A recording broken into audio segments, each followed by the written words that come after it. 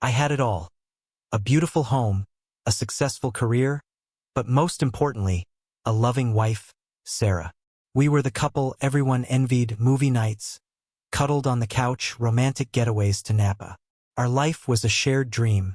We were high school sweethearts, married young, and never spent a night apart. Not that we wanted to.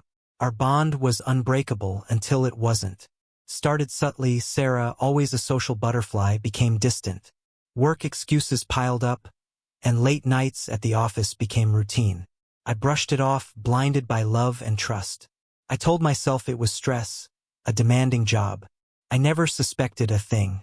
I was a fool in love, a fool about to get schooled. One Friday evening, Sarah called, saying she wouldn't be home for dinner. A big presentation, a crucial client, sounded plausible. I made my usual pasta dinner for one. The silence in the house was deafening. As I cleaned up, I noticed her laptop on the kitchen counter. A message flashed on the screen, a name I didn't recognize. Mark. My gut clenched. This wasn't like Sarah. Curiosity, that dangerous beast, gnawed at me. I hesitated, then clicked. The message was explicit, graphic details, intimate confessions. My blood ran cold. Nausea hit me like a punch to the gut. This wasn't some online fling. This was real, raw, and devastatingly recent. The room spun. I gripped the counter for support, my perfect life crumbling around me. The message mentioned a hotel, a specific date, last night. I stumbled to our bedroom, my heart pounding in my ears. Denial battled with the sickening truth, searching for any shred of doubt. I opened her drawer, the one where she kept her special things. A lipstick tube lay there, a shade I'd never seen before. It was still warm. Confirmation hit me like a ton of bricks.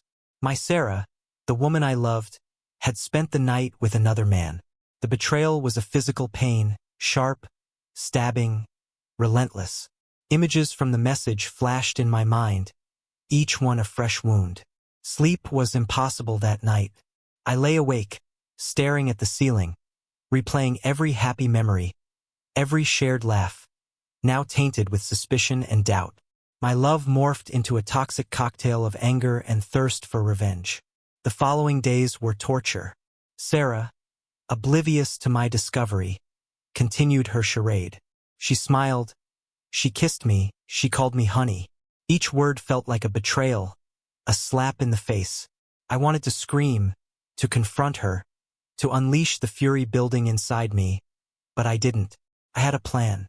I would make her pay, but it wouldn't be a messy emotional explosion. It would be calculated, precise, and utterly devastating. I contacted a lawyer, initiated divorce proceedings, and transferred half our savings into a new account.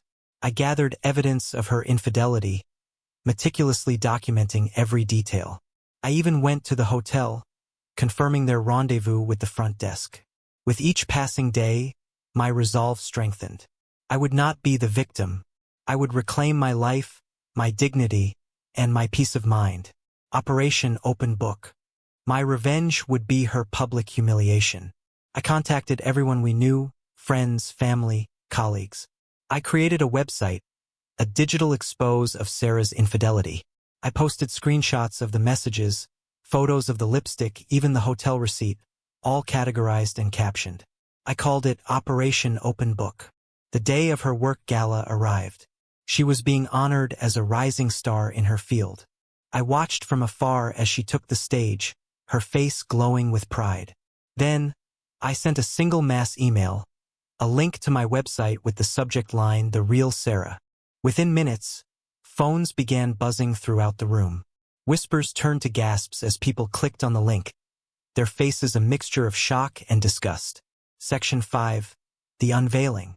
Sarah's carefully crafted facade crumbled before my eyes. Her confident demeanor evaporated, replaced by panic and shame. She stammered, trying to regain control of the room, but it was too late. The evidence was overwhelming, irrefutable. Her world, built on lies and deceit, was imploding. The fallout was swift and brutal.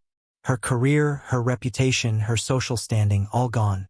The whispers followed her everywhere, branding her with the scarlet letter of infidelity. Friends distanced themselves.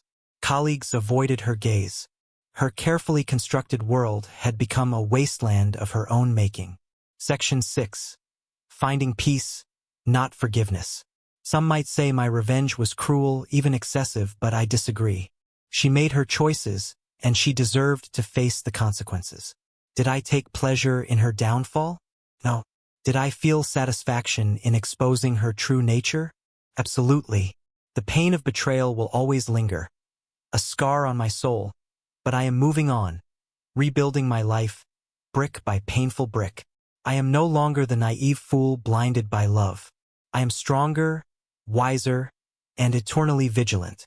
Forgiveness may be divine, but some wounds cut too deep to heal. I have found my peace, not in forgiveness, but in justice.